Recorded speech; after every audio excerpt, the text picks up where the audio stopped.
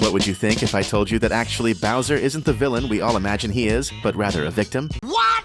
Even worse, what if actually Peach is the tyrant of the story and exploits a huge group of cute and harmless mushrooms to fulfill her desires for domination?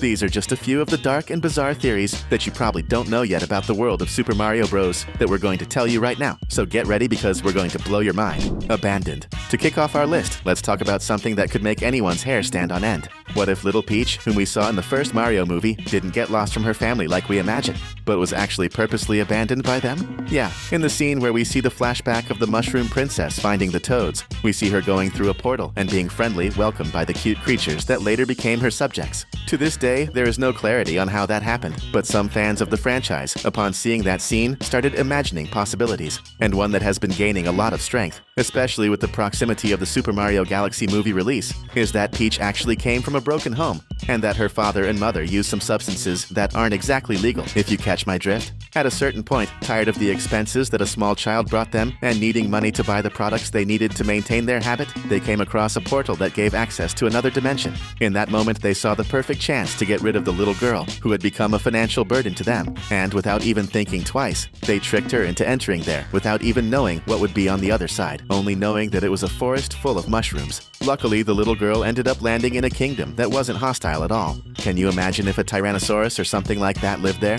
That would have been the end of the Mushroom Princess. Peach's parents are dead. Still following the investigative line of Peach's family, there is another possibility just as terrifying as the first. It says that actually Peach's parents were interdimensional explorers, and at some point, they arrived at a sinister dimension, similar to the one Luigi ends up in the movie. Seeing that their lives were at risk and as a sole option, upon finding an interdimensional portal, they passed little Peach to the other side, and immediately buried the interdimensional passage, so there would be no risk of the monsters from that dimension going after their little daughter. In this way, their destiny was unfortunately a tragic end, and that is why Peach is an orphan. Bowser is a victim. That Bowser is a bad guy, we all know. But was he always like this? Was he born with all that evil and ferocity in his heart? Or did someone induce him and train him to be so cruel? The answer is probably yes. He was normal, but someone transformed him into a malevolent monster. And the proof of this is in the game Yoshi's Island, released in 1995. In the story, we see that Kamek, the supreme wizard of the Koopas, possessed an army, but only a small entourage of followers who obeyed him blindly. But that doesn't mean he didn't have bigger ambitions. That is where his victim appears, the little baby Bowser. Kamek discovers the existence of a Koopa with powers beyond the normal, and then kidnaps him and raises him in a way that he would become, over the years, that king who would be capable of uniting the Koopas under fear, and leading them to the conquest of all kingdoms, as we see happening in the first movie. Through occult magic and brainwashing tactics, the evil sorcerer turned little Bowser into the almost unbeatable fire-breathing monster of the games, who is a true dictator. Would Bowser be that bad if Kamek hadn't done all of that? Definitely not. Shy Guys are nightmares. Despite being a kid's game, there are some characters in the Mario franchise that are quite scary, and for me, the scariest of all are the Shy Guys. And the truth is that despite being just little guys wearing red robes and a mask, they give off a horrifying vibe. For you to have an idea, no one has ever seen what exists behind those masks, and there is a good reason for that. Nothing exists. This is because actually the Shy Guys are simply nightmares in the form of smoke wearing clothes and a mask. The basis of this theory is in their origin. These little villains were created for a game outside the Mario franchise called Doki Doki Panic. In the story, a family travels to the dream world through a magic book where two children are trapped because the evil Mamu had taken them to his nightmare factory, and his servants are none other than the Shy Guys, who would be the personification of these nightmares. The game was created by Shigeru Miyamoto, the same creator of Mario, who later ended up using them, and even Mamu, who inspired Bowser in other games of the Plumbers franchise. This would certainly explain why they always gave me the creeps, and Luigi too. Macabre origin of mushrooms. Have you ever asked yourself what happens to Mario whenever he loses a life and returns to the game? Yeah, some people have asked themselves, and the answer to this might not be good at all. According to this sinister theory, whenever Mario, or Luigi, or any other playable character from the Mario franchise games is eliminated, they actually die. But how do they appear again? The answer would be that the world where they are makes a new, completely identical copy to the previous one, including with the same memories, so that from there on he continues the attempts and passes the level. At this moment, two questions arise. Why does it make this copy, and where do the bodies of the characters who died end up? The answers to these two questions are intertwined. The truth is that the world does this because it needs organic material so that the mushrooms can grow.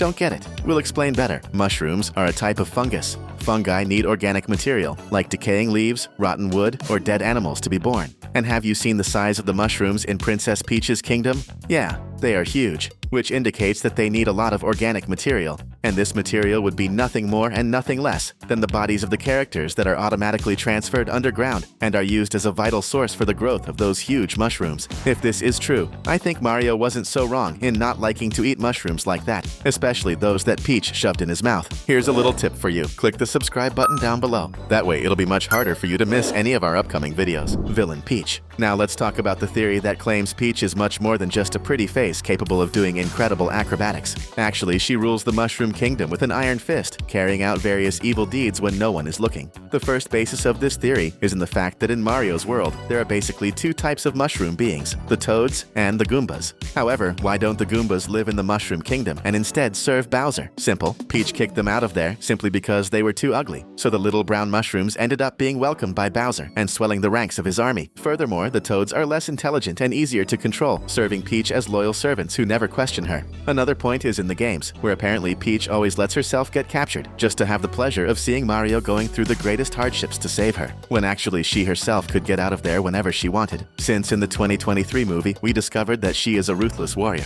Anyway, there are several signs pointing to this not-so-nice side of Peach, don't you think? Third, Mario brother. If you watched the Mario movie released in 2023, you must remember the scene where the Plumber Brothers family is at the table to have a meal, spaghetti. And if you look closely, you will notice there is a girl with a pink cap turned backwards scrolling on her phone. She was listed by Illumination as the niece of Mario and Luigi. However, if we stop to think, for her to be the niece of our protagonists, she would need to be the daughter of some brother, probably older, of Luigi and Mario. But where is he? At the table having dinner with the family, there is no third Mario brother. This gave rise to the theory that maybe, I repeat, maybe, this third Mario brother has already passed away, and the little girl is an orphan and lives with Luigi's parents to this day. I don't know about you, but this makes sense to me. Mafia family. Still talking about the Mario family, there is another theory that involves not only a supposed third Mario brother, but all its members. What if the Mario family is actually a member of the Italian mafia? Ever thought about that? We know that for a long time in the past, neighborhoods like Brooklyn had a strong presence of the Italian mafia brought by immigrants from Italy in the past. We know that Mario and his family live in Brooklyn.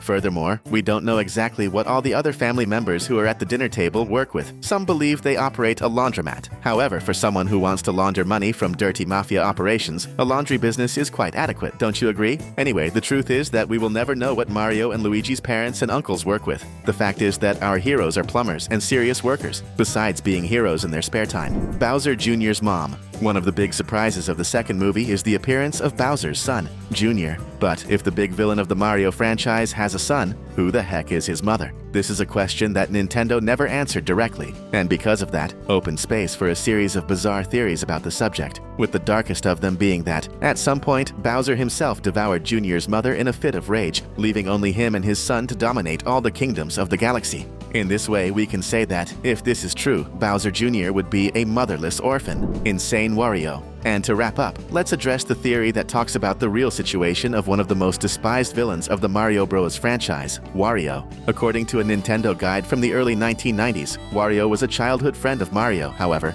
at the same time that he admired him, he felt a deep envy of his colleague. Initially, Nintendo was going to make Wario a German character. However, later they decided he would be Italian, just like Mario and Luigi. But unlike the two protagonist brothers, Wario, not by a long shot, seems to be a name of Italian origin, don't you agree? So the truth is that the name Wario would be a way for the villain himself to pay homage to the person he most admires, and at the same time rivals in the world, Mario himself. This is without mentioning the clothes and the physical style, especially the mustache, which are simply copies of everything Mario is and does. Therefore, much more than an enemy, Wario is a kind of superfan of Mario, who has the intention of becoming like his biggest rival, which at the very least we can say is quite strange, don't you think? Thinking about this, we can say that much more than evil, Wario is just disturbed and wants to always be close to who he loves and hates. Tragic and sad, for sure. We're wrapping up this video, but if you love having your mind blown, this is the place to be. That's why we picked 2 great videos for you to click, watch, and, best of all, keep hanging out with us.